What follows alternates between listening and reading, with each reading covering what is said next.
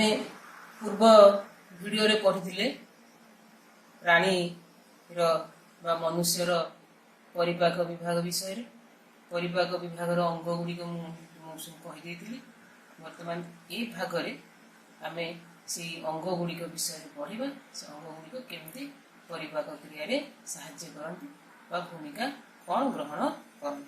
प्रथम थिला आमर अंग थिला कौन मुख गह्वर। प्रथम अंग थिला मुख गह्वर। ताले देख यहाँ हूँ गोटे मुख गह्वर बा बुकाल कैविटी। मुख गह्वर बा बुकाल कैविटी। ये जो मुख गह्वर आमे ये मुख गह्वर रे खाद्य ग्रहण करू।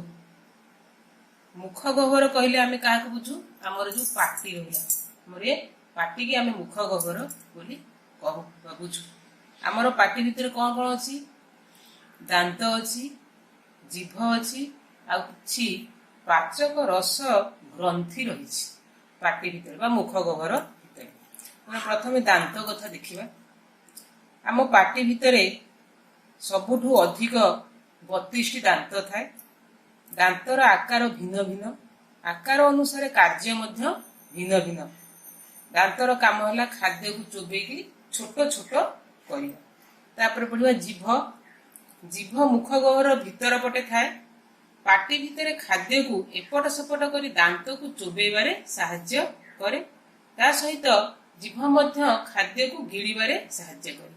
ये दांत और जीभ विषय आम पढ़ले। ये दांत और जीभ विषय आउ अधिक भी आमे जानिबा। आमे ए जो हजम क्रिया पढ़ी सारला परे ये दांत और जीभ विषय आमे पढ़िबा। वर्तमान देखिबा मुख गह्वर भितर लाल ग्रंथि अछि। ये लाल ग्रंथि कोठ थाए ना जीभ तळे ये लाल ग्रंथि थाए। खाद्य चोबेइबा बेले एही ग्रंथिरु पाचक रस बाहरी खाद्य रे मिसे। ए ग्रंथिरु कोन बाहरे पाचक रस बाहरे सेटा होछि खाद्य रे मिसे जहा फल रे खाद्य को सहज रे गिळी हुए। से लालुआटा लाल पाचक रस लाल तेणु लालुआ हेले हमको ढोकिबा को सहज हुए बा गिळीबा को सहज हुए। ये पाचक रसर मध्य आ गोटे काम अछि। ये कोन करछि ना खाद्य रे थिबा जो श्वेतसारीय जात खाद्य रहिछि बा जो श्वेतसार पोषक अछि ताकू मध्य हजम करे। ताले आमे जानिले कोन ना हमर जो खाद्य हजम क्रिया हैला ये खाद्य हजम क्रिया कोठु आरंभ होला हम मुख गह्वर रु आरंभ होला। को खाद्य हजम होला श्वेतसार जातीय खाद्य हजम होला। आम मुख गह्वर विषय पढ़ले। ये चित्र देख मुख गह्वर चित्र देख। ये मुख गह्वर ये अच्छी मुझे दांत अच्छी ये सब दांत आम ता विषय विभिन्न प्रकार देखुच भिन्न भिन्न आकार भिन्न भिन्न तो कार्य भिन्न भिन्न आम पढ़ा। तापर यहाँ है जीभ। ये जीभरे आम स्वाद बारुचे ता विषय आम जीभ दांत विषय पछरे पढ़ा। ये जीभ तले सब अच्छी ग्रंथि अच्छी है। तो मुख गह्वरटा देखला आम जो पाटी भीतर है आम खाद्य हजम क्रिया कौटू आरंभ है आम मुख गह्वर ही आरंभ है। तापर मुख गह्वर पर आमर परिपाक विभागर तापर अंगटा है कि से खाद्य नली कि है खाद्य नली। ताहले ये जो खाद्य नली देख यहाँ है खाद्य नली है मुख गह्वर यहाँ है खाद्य नली। तुमको ये चित्र देखी दूची देख आमर ये जो चित्र रही ये चित्र देख यहाँ है मुख गह्वर तापर अच्छी खाद्य नली। ये खाद्य नली विषय आम पढ़ा। खाद्य नली बा ओसेफागस मुख गह्वर रु खाद्य आम जो पाटी खाद्य कौटी आसे तापर अंगटा है खाद्य नली को आसे। खाद्य नली संकोचन और प्रसारण फल खाद्य तल को तल ठेली हो जाए। ये जो खाद्य नली आम रही सी कौन हो संकोचन हो प्रसारण हो संकोचन हो प्रसारण हो। तेणु ये जो संकोचन और प्रसारण फल देख ये जो खाद्य नली खाद्य एमती आसूची तल को तल ठेली होइकरी आसे। ताले खाद्य नली खाद्य देकरी कोठी पहुंचे तापर अंग की अछि पाकस्थली। देखो ये पाकस्थली को आसे। तेणु खाद्य नली आम कौन खाद्य हजम हुए ना केवल संकोचन प्रसारण करी से खाद्य को मुख गह्वर रु ता बाट देकी पाकस्थली को पठाए। तेणु खाद्य नली खाद्य हजम हुए नाही। ताले खाद्य नली आरंभ अंश कोठी लगी खाद्य नळीर आरंभ अंश लगी मुख गह्वर को शेष अंश लगी पाकस्थली खाद्य नळीर आरंभ अंश मुख गह्वर को एवं शेष अंश पाकस्थली को लगी तुम बेले बेले देखि पाकस्थली खाद्य नली दी मुख गह्वर पटे बाहर को बाहरी आसे कौन कहू बांती बोली कहू जोटाक आमर पाकस्थली की जाइथिबो मुख गह्वर खाद्य नली देखि बेले बेले पुणी पाकस्थली से खाद्य नली दी मुख गह्वर पटे पाटी बाहर को बाहरी आसे आम ताको बांती बोली कहू तेल ये कम कहीं हुए ना पाकस्थली यदि किसी असुविधा थी एमती बांती आमर ना खाद्यटा पाकस्थली गला आउ फेरे ना आम जानले आमर द्वितीय अंग है खाद्य नली आमर खाद्य हजम हुए से केवल खाद्य को मुख गह्वर नहीं पाकस्थली पहुंचे तापर अंगटा आमर किए है खाद्य नली पर आमर अंग किए है पाकस्थली देख चित्रटा देख आमर मुख गह्वर विषय पढ़िले तापर अंग है खाद्य नली तापर अंग है किए से पाकस्थली आम ये पाकस्थली विषय पढ़ा ताले पाकस्थली है स्टोमाक पाकस्थली है स्टोमाक देख ये है पाकस्थली ये पाकस्थली पाकस्थली विषय कौन खाद्य नली खाद्य कौटी आसे पाकस्थली को आसे पाकस्थली आरंभ अंश खाद्य नली शेष अंश लगी एवं पाकस्थली शेष अंश को ग्रहणी बोली कह जाए ये जो पाकस्थली है ये तार आरंभ अंश लगी आम खाद्य नली को पाकस्थली शेष अंशटी को आम ग्रहणी बोली कहू ये जो पाकस्थली हूँ गोटे मुणा भली पाकस्थली आकार हूँ एक मुणा परी परिपाक विभाग ये हूँ पाकस्थली हूँ सबुठू ओसारिया अंश तेणु आमर परिपाक विभाग सबुठू ओसारिया अंश तुम पचरा परीक्षा किए से ना पाकस्थली पाकस्थली भीतर आवरण रे थिबा जो पाकस्थली भीतर पट आवरण रे कौन अच्छी भीतर आवरण रे विभिन्न ग्रंथि पाचक रस बाहर लवणाम्ल बाहर एवं लाल बाहर ताले कौन कौन आमर पाकस्थली भीतर आवरण कौन बाहर ना जो ग्रंथि रही ग्रंथि बाहर पाचक रस लवणाम्ल लाल ताले एमानकर काम कौन प्रथम पड़े पाचक रस कौन करे ना खाद्य थिबा पुष्टिसार जातीय खाद्य को हजम करे आमर जो पुष्टिसार जातीय खाद्य रही ताकू हजम करे किए से पाकस्थली भीतर आवरण बाहर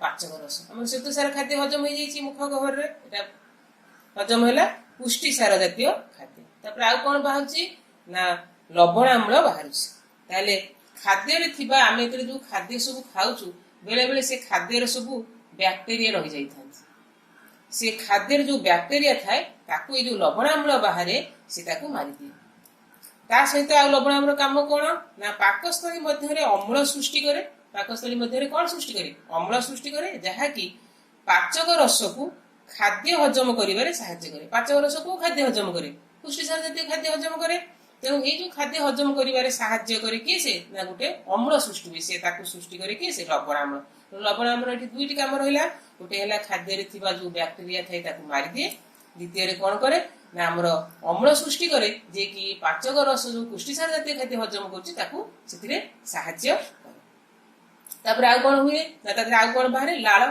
पाकस्थली भितर लाल बाहर पाकस्थली जो लाल कौन करे ना आम जान पाकस्थली भितर लवणाम्ल अम्ल सृष्टि कला तुम अम्ल जान कौन अम्लटा हूँ सब एसिड जोटाक बेसी रही पोड़ीदेव तेणु से जो भीतर आवरण पाकस्थली भीतर आवरण को किसी नष्ट न होगापाई अम्ल द्वारा प्रभाव ये लाल ताकू रक्षा करे तेणु जो लाल गुड़ाक आम पाकस्थली भितर सब रही जाए यही अम्ल प्रभाव रक्षा करे आम जान कौन पाकस्थली को खाद्य हजम है पुष्टिसार जातीय खाद्य हजम है तेणु आम श्वेतसार खाद्य हजम होती मुख गह्वर आ पाकस्थली हजम है पुष्टिसार जातीय खाद्य आम तापरटा को पढ़ा अंग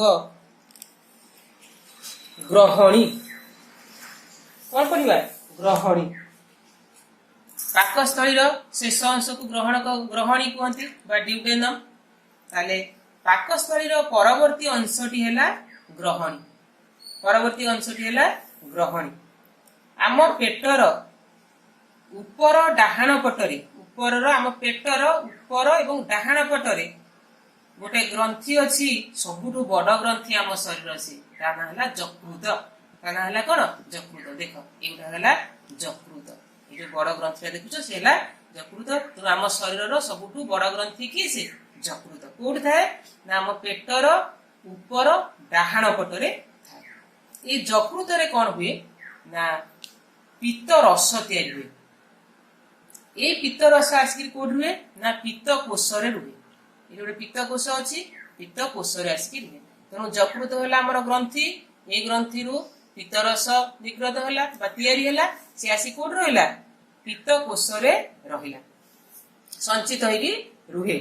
ପିତ୍ତ କୋଷରୁ ପିତ୍ତ ରସ ଆସିକି ଏଇ ଯୋଉ ଦେଖ ଏଇ ଗ୍ରହଣୀରେ ଆସିକି ମିଶେ। ମିଶିକି କଣ କରେ? ନା ଖାଦ୍ୟ ସହିତ ମିଶିଯାଏ। ଆମର ପାକସ୍ଥଳୀରୁ ଗ୍ରହଣୀ କି ଖାଦ୍ୟ ଆସେ ଆଡକୁ ଆସିବା ପାଇଁ, ତଳକୁ ତଳ ଆସିବା ପାଇଁ। ତେଣୁ ପିତ୍ତ କୋଷରୁ ପିତ୍ତ ଆସିକିରି ଗ୍ରହଣୀରେ ଯେତେବେଳେ ଖାଦ୍ୟ ପହଞ୍ଚେ, ଇଏ ପିତ୍ତ କୋଷରୁ ପିତ୍ତ ଆସିକିରି ସେଇ ଖାଦ୍ୟ ସହିତ ମିଶିଯାଏ। ମିଶିକିରି ସେ କଣ କରେ? ନା ସେ ଖାଦ୍ୟରେ ଥିବା ଚର୍ବି ଜାତୀୟ ଖାଦ୍ୟକୁ ହଜମ କରିଦିଏ। ତେଣୁ ଆମର ଶ୍ୱେତସାର ଖାଦ୍ୟ ହଜମ ହୋଇଥିଲା ମୁଖ ଗହ୍ୱରରେ, ପାକସ୍ଥଳୀରେ ହେଲା ପୁଷ୍ଟିସାର ଜାତୀୟ ଖାଦ୍ୟ, ବର୍ତ୍ତମାନ ଗ୍ରହଣୀରେ ହେଲା ଚର୍ବି ଜାତୀୟ ଖାଦ୍ୟ। ତାକୁ ହଜମ କରିବାରେ କି ସାହାଯ୍ୟ କଲା? ପିତ୍ତ କୋଷରୁ ଆସୁଥିବା ପିତ୍ତ। ଯଦି ଆଉ କଣ କରେ? ନା ଏ ପିତ୍ତ କଣ ଖାଦ୍ୟରେ ଯଦି କୌଣସି ଅଳ୍ପ ମାମୁଲି ଧରଣର ବିଷାକ୍ତ ପଦାର୍ଥ ଥାଏ, ଆମେ ଯୋଉ ଖାଦ୍ୟ ଖାଉଛେ ଏବେ ବହୁତ ପୋକମରା ଔଷଧ ସବୁ ପଡୁଛି, ବହୁତ ସାର ଆଡୁ ସାଡୁ ପଡୁଛି। ତେଣୁ ସେଥିରେ ମଧ୍ୟ କିଛି ବିଷାକ୍ତ ପଦାର୍ଥ ରହିଯାଏ ବା ଅଲଗା କିଛି ବିଷାକ୍ତ ପଦାର୍ଥ ଥିଲେ ତାର ବିଷକ୍ରିୟା ହ୍ରାସ କରିବା ପାଇଁ ଏ ଯକୃତ ମଧ୍ୟ ସାହାଯ୍ୟ କରିଥାଏ। ତାହେଲେ ଆମେ ଜାଣିଲେ କଣ? ନା ଏଇ ଯୋଉ ଗ୍ରହଣୀରେ ଆମର ହଜମ ହେଲା କଣ? ଚର୍ବି ଜାତୀୟ ଖାଦ୍ୟ। ତେଣୁ ଏଇ ଯୋଉ ପାକସ୍ଥଳୀ ଭିତରେ ଆମର ଖାଦ୍ୟ କଣ ହଜମ ହେଲା? ନା ପାକସ୍ଥଳୀ ଭିତରେ ଖାଦ୍ୟ ହଜମ ହେଲା ପୁଷ୍ଟିସାର ଜାତୀୟ ଖାଦ୍ୟ, ଗ୍ରହଣୀରେ ହଜମ ହେଲା ଚର୍ବି ଜାତୀୟ ଖାଦ୍ୟ। ଗୋଟେ ଭଲ ମଜା କଥା ଅଛି କଣ? ନା ପାକସ୍ଥଳୀ ଭିତରେ ଯୋଉ ଖାଦ୍ୟ ହଜମ ହେଲା, ଏ ହଜମ ହେଲା ବେଳେ କେମିତି ହଜମ ହଉଛି ତାକୁ କିଏ ପ୍ରଥମେ ଦେଖିଥିଲେ? ଦେଖ ପ୍ରଥମେ ଦେଖିଥିଲେ କିଏ? ନା 1822 ମସିହାର କଥା। ଆଲେକ୍ସିସ୍ ସେଣ୍ଟ ମାର୍ଟିନ ନାମକ ଜଣେ ବ୍ୟକ୍ତି, ତାଙ୍କ ଛାତିରେ ଗୁଳି ବାଜିଲା। ଗୁଳିଟି ତାଙ୍କ ଛାତି ଭିତର ଦେଇ ପାକସ୍ଥଳୀକୁ କଣା କରିଦେଲା। ତାଙ୍କୁ ଚିକିତ୍ସା କରିବା ପାଇଁ ଜଣେ ଆମେରିକାର ଆର୍ମି ଡାକ୍ତର ୱିଲିୟମ ବିମୋଣ୍ଟଙ୍କ ପାଖକୁ ନିଆଗଲା। ଡାକ୍ତର ତାଙ୍କୁ ବଞ୍ଚେଇ ଦେଲେ, କିନ୍ତୁ ପାକସ୍ଥଳୀର କଣାକୁ ଆଉ ବନ୍ଦ କରିପାରିଲେ ନାହିଁ। ତାକୁ କେମିତି ବନ୍ଦ କଲେ? ନା ସେ କଣାକୁ ବନ୍ଦ ନ କରିକି ବ୍ୟାଣ୍ଡେଜ କରିଦେଲେ। ସେତେବେଳେ ଡାକ୍ତର ଟ୍ୟୁମଣ୍ଟକୁ ଗୋଟେ ସୁଯୋଗ ମିଳିଥିଲା। ଯେତେବେଳେ ସେ ବ୍ୟାଣ୍ଡେଜ କରୁଥିଲେ, ତାଙ୍କର ଯୋଉ କଣା ଥିଲା ତାକୁ ବ୍ୟାଣ୍ଡେଜ କରୁଥିଲେ, ଗୋଟେ ସୁଯୋଗ ମିଳିଥିଲା। ପାକସ୍ଥଳୀରେ ହୋଇଥିବା କଣା ବାଟେ ପାକସ୍ଥଳୀର ଭିତର ଅଂଶର ଯୋଉ କାର୍ଯ୍ୟ ସବୁ ହଉଥିଲା ତାକୁ ଦେଖିଲେ। ସେ ଦେଖିଲେ କଣ ଦେଖିଲେ? ସେ କଣା ପଟେ ସେ ଦେଖିଲେ ପାକସ୍ଥଳୀରେ ଖାଦ୍ୟ ସବୁ ଗୁଣ୍ଡ ହଉଛି ଓ ଭିତର ଆବରଣରୁ ରସ ନିର୍ଗତ ହେଉଛି, ଖାଦ୍ୟ ହଜମ କରୁଛି। ଆହୁରି ସେ କଣ ଦେଖିଲେ? ଆହୁରି ଦେଖିଲେ ପାକସ୍ଥଳୀରେ ଖାଦ୍ୟ ହଜମ ହେଲା ପରେ ଯାଇକିରି କ୍ଷୁଦ୍ରାନ୍ତକୁ ଯାଉଛି। ତେଣୁ ଗୋଟେ ବଡ ମଜା କଥା ଆମେ ଏଠି ଜାଣିଲେ, କେମିତି ଖାଦ୍ୟ ହଜମ ହଉଛି ତାକୁ ସେ ପ୍ରଥମେ ଦେଖିଥିଲେ। ତେଣୁ ଆମେ ଏଠି ପାକସ୍ଥଳୀ ବିଷୟରେ ଆଉ ଗ୍ରହଣୀ ବିଷୟରେ ଖାଦ୍ୟ କେମିତି ହଜମ ହଉଛି ଜାଣିଲେ। ତାପର ପରିପାକ ବିଭାଗର ତାପର ଅଙ୍ଗଟି ହେଲା କିଏ? ସେ କ୍ଷୁଦ୍ରାନ୍ତ। ତାପର ଅଙ୍ଗଟି ହେଲା କିଏ? ସେ କ୍ଷୁଦ୍ରାନ୍ତ। ଦେଖ ଆମେ ପଢିଲେ ମୁଖ ଗହ୍ୱର ବିଷୟରେ, ଖାଦ୍ୟନଳୀ ବିଷୟରେ, ପାକସ୍ଥଳୀ ବିଷୟରେ ଏବଂ ଗ୍ରହଣୀ ବିଷୟରେ। ଗ୍ରହଣୀ ବିଷୟରେ ପଢିଲା ବେଳେ ଆମେ ସେଥିରେ ପଢିଲେ ଯକୃତ କଥା ପଢିଦେଲେ, ଗ୍ରନ୍ଥି ବିଷୟରେ। ତାପରେ ଆସିଲା କୋଉ ଅଙ୍ଗ? କ୍ଷୁଦ୍ରାନ୍ତ। କ୍ଷୁଦ୍ରାନ୍ତ ବିଷୟରେ ପଢିବା, ତାପରେ ବୃହଦନ୍ତ୍ର ବିଷୟରେ ପଢିବା। ତାହେଲେ କ୍ଷୁଦ୍ରାନ୍ତ ବିଷୟରେ ପଢିବା ବା ସ୍ମଲ ଇଣ୍ଟେଷ୍ଟାଇନ। ଇଏ ହଉଛି ଖାଦ୍ୟ ନଳୀ ଯୋଉ ଆମର ରହିଲା ପୁରା ମୁଖ ଗହ୍ୱରରୁ ମଳଦ୍ୱାର ପର୍ଯ୍ୟନ୍ତ ସବୁଠୁ ଲମ୍ବା ଅଂଶ ହଉଛି କ୍ଷୁଦ୍ରାନ୍ତ। ତା ଲମ୍ବ କେତେ କହିଲ? ତା ଲମ୍ବ ହଉଛି 7.5 ମିଟର, 7.5 ମିଟର। କେତେ ବଡ! ସେ କେମିତି ଆମ ପେଟ ଭିତରେ ଅଛି, ଗୁଡେଇ ଗୁଡେଇ ହେଇକି ସେ ରହିଛି। ତେଣୁ ଆମ ଖାଦ୍ୟ ନଳୀର ସବୁଠାରୁ ଲମ୍ବ ଅଂଶ କିଏ? ସେ କ୍ଷୁଦ୍ରାନ୍ତ। ସବୁଠାରୁ ଓସାରିଆ ଅଂଶ କିଏ? ସେ ପାକସ୍ଥଳୀ। ଜାଣିଥିଲ? ତେଣୁ ଲମ୍ବ ଅଂଶ ହେଲା କ୍ଷୁଦ୍ରାନ୍ତ, जार लंब प्राय 7.5 मीटर। ये पाकस्थली ये जो क्षुद्रांत को आमर पाकस्थली पाकस्थली ये पाकस्थली ठीक तल अंश गोटे ग्रंथि अच्छी ता ना हूँ अग्नाशय। से ग्रंथि ना कौन अग्नाशय। से अग्नाशय रस बाहरिक ये जो क्षुद्रांत आसी मिसे क्षुद्रांत खाद्य जाए ये अग्नाशय जो रस बाहर से खाद्य सहित मिसी जाए। मिसिक कौन करे ना ये रस काम है खाद्य जहाँ आमर रहा श्वेतसार हजम होती मुख गह्वर तापरे पुष्टिसार हजम होती कौटी पाकस्थली रे चर्बी जाती होती ग्रहण रे किंतु तार किछि किछि रही थे सबू से हजम हो न था। तेणु ये जो क्षुद्रांत आसी खाद्य पहुंचला बेलू अग्नाशय रस बाहर क्षुद्रांत मिसे ये जो सब खाद्य रहा पोषक सब रहीगले जहाँ जहाँ श्वेतसार जातीय किसी स्नेहसार पुष्टिसार सबको सी सरलीकरण कर हजम करे। ताहले आमर सब प्रकार खाद्य कौटी हजम हुए क्षुद्रांत हुए श्वेतसार स्नेहसार पुष्टिसार सब ये जो अग्नाशय ग्रंथि जो रस बाहर से हजम करे। क्षुद्रांतर शेष भाग को खाद्य आसे गुड़ी गुड़ी सी रही गुड़ी तुड़ी रही शेष भाग को खाद्य आसे यू आरंभ है एमती आरंभ हो गुड़ी तुड़ी गुड़ी तुड़ी गुड़ी तुड़ी होती शेष भाग को जो आसला शेष भाग को आसला बेलू सबु प्रकार खाद्य हजम हो सकता है। शेष भाग को आसला बेलू सबु प्रकार खाद्य हजम होता है। तेणु हजम होता जो खाद्य कौन होता है कौन श्वेतसार हजम होता है ग्लूकोज चर्बी हजम हो सरलीकरण हो पहुंचता है फैटी एसिड और ग्लिसरॉल पुष्टिसार आमिनो एसिड। ताले ये जो हजम होता जो खाद्य सार सब रहा या क्षुद्रांत सब सी कौन हुए ना शोषित हो जाए। क्षुद्रांतर भीतर पट होमर ये आंगुठी भाया आमर ये आंगुठी भाया सबू ऊपर को उठी से आवरण ऊपर को सबू आवरण ताकू भिली बोली कहते से भिली रे सब कौन है रक्त कैशिक नली सब आसिक लगी जो आंगुठी भाया तार भीतर पट आवरण अच्छी रक्त कैशिक नली लगी था से खाद्य सब खाद्य सार शोषण करते खाद्य आमर सार कौन शोषण है क्षुद्रांत शोषण है किए कला क्षुद्रांत अंगुली करी भीतर आवरण अंगुली करी भिली जो रक्त कैशिक नली लगी से शोषण कर यही रक्त कैशिक नली साहाय्य से कौन करे ना शरीर विभिन्न अंश को जाए ये जोड़ा खाद्य सार शोषण कर रक्त कैशिक नली से दे जाए सब शरीर भीतर को सब आड़ को दे दिए आम ये जो कैशिक नली साहाय्य खाद्य सार शरीर प्रत्येक अंश को जीवार काम को कहती आत्मीकरण। तेणु आमर ये क्षुद्रांत कौन है आत्मीकरण होता है। देख ये अग्नाशय अच्छी यहाँ क्षुद्रांत ये क्षुद्रांतर आरंभ अंश कौन लगी कहल ग्रहणी सह लगी ग्रहणी लगी पाकस्थली शेष अंश कौटी लगी बृहदंत्र को लगी बृहदंत्र।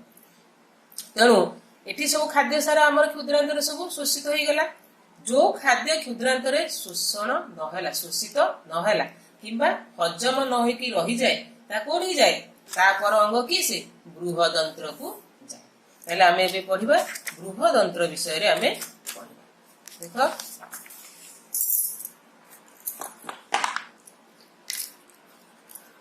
बृहदंत्र है कौन लार्ज इंटेस्टाइन यहाँ हूँ क्षुद्रांतर पर अंश बा क्षुद्रांतर शेष अंश क्या सहित संयुक्त ये बृहदंत्र सह संयुक्त यहाँ बृहदंत्र यह क्षुद्रांत ठारू ओसारिया क्षुद्रांत सरू किंतु यहाँ हूँ ओसारिया किंतु लंब रे छोट क्षुद्रांतर लंब के 7.5 मीटर ये बृहदंत्र लंब हूँ 1.5 मीटर। ये बृहदंत्र भीतर अंश खाद्यर जो खदड़ा अंश सब आसीला कौटू क्षुद्रांतरू से अंश जल और केतेक लवण को शोषण कर दिए किए शोषण करे आमर बृहदंत्र भीतर अंश शोषण कर दिए कौन करे खदड़ा अंश जल और केतेक लवण शोषण करे तापर अंशटा किए आसला कहला बृहदंत्र किए आसला मलकोष्ठ बृहदंत्र पर किए आसला मलकोष्ठ। तेणु मलकोष्ठ बृहदंत्र शेष अंशर उपर अंश बा मलद्वार उपर अंश कहते मलकोष्ठ तेणु ये जो क्षुद्रांतर जो खदड़ा अंश आसला ताकू ये बृहदंतर भीतर आवरण से जल और लवण सबू शोषण करदेला। शोषण कला परे आउ जहाँ रहिला ताकू कोठी पठेला मलकोष्ठ को पठेला। ताले ये बृहदंतर खदड़ा खाद्य जल और केतक लवण को शोषण कला परे अवशिष्ट खदड़ा अंश को मलकोष्ठ भीतर को पठे थे। मलकोष्ठ भीतर को से खदड़ा अंश आसी था। एठारे से केमती रही था अर्ध तरल अवस्था रही था। तापरे कोरे आसो तापर शेष अंशटा है आमर कि से ना मल द्वार। आमर खाद्य नली शेष अंश है मल द्वार। ताले यह हूँ आमर बृहदंतर मध्य शेष अंश। तो मलकोष्ठ रे जो अर्ध तरल अवस्था रे जो खदड़ा अंश संचित होइकी रही थाए से खदड़ा अंश मल द्वार पटे बाहर को निष्कासित हुए। एठी आमर हजम क्रिया काम शेष। तो हजम क्रिया आमर आरंभ होइतिला कोठू मुख गह्वरु सरीगला कोठी मल द्वार बाहर को आसला हेतरे सरीगला। ताले आमे ए जो पढ़िले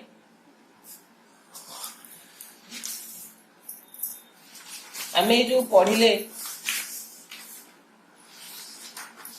हजम क्रिया विषय रे पढ़िले ताले आमर देख ये जो हजम क्रिया आमर आरंभ होइतिला मुख गह्वरु तापर आसीगला एठी मुख गह्वरु आसिला खाद्य नली को खाद्य नली रु आसिला पाकस्थली को पाकस्थली रु आसिला ग्रहणी को आसिला बेल को एठी आमर जकृतरु पित्त रस आसिक पित्तकोश थिला से ग्रहणी आसी खाद्य मिसिला पर एठी हजम कला आमर चर्बी जातीय खाद्य।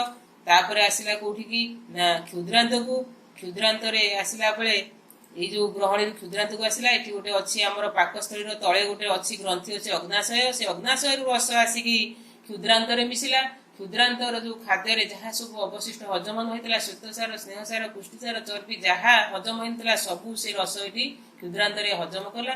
तामाने आमर हजम क्रिया शेष होउची क्षुद्रांत रे आरंभ होउची मुख गह्वर रे।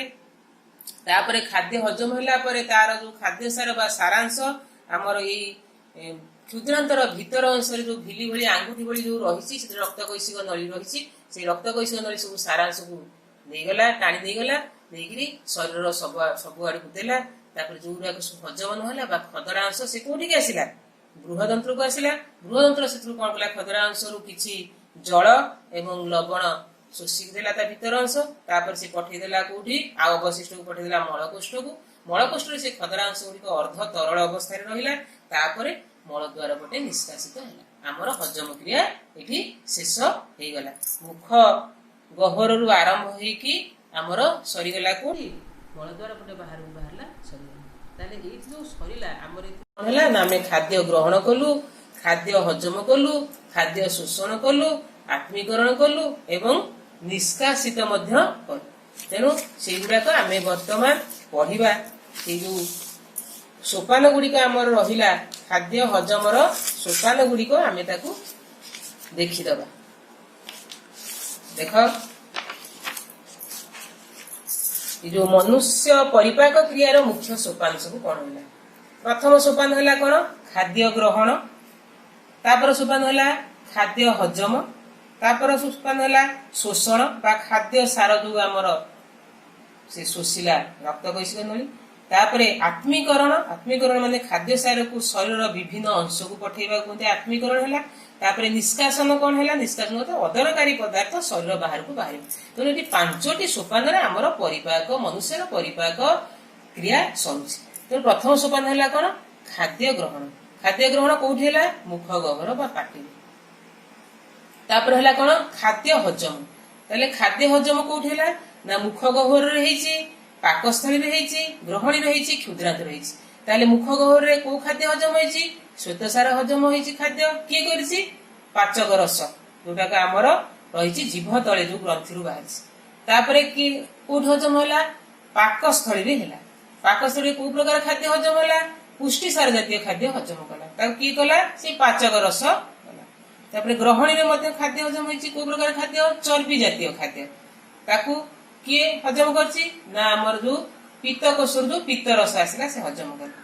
पुणी हजम कार्य आम शेष होती क्षुद्रांतरे को जातीय खाद्य होती श्वेतसार स्नेहसार पुष्टिसार सब प्रकार खाद्य ये हजम होती हजम कार्य ये शेष हजम कार्य किए साहाଯ୍य करछि ना अग्नाशयरू जो रस बाहरी जोटाक से रस ही यही खाद्य को हजम कर खाद्य हजम सरीगला आम कौट कौटी है जान कौ प्रकार खाद्य है हजम एवं किए किए कौ जगार आसला कौन ना शोषण खाद्य सार जो शोषण हवा कौटी है ना क्षुद्रांत किए कला ना भिली रे थिबा रक्त कैशिक नली ताकू शोषण कला तापर कौन सोपान है कौन आत्मीकरण आत्मीकरण अर्थ तुम कही खाद्य सार को शरीर विभिन्न अंश को पठेगा प्रत्येक अंश को पठेगा से काम कौटी है क्षुद्रांतर है किए कला रक्त कैशिक नली से काम कला जी शोषण करता से सब आड़ को पठेगा तापर शेष सोपान है आम हजम क्रियार निष्कासन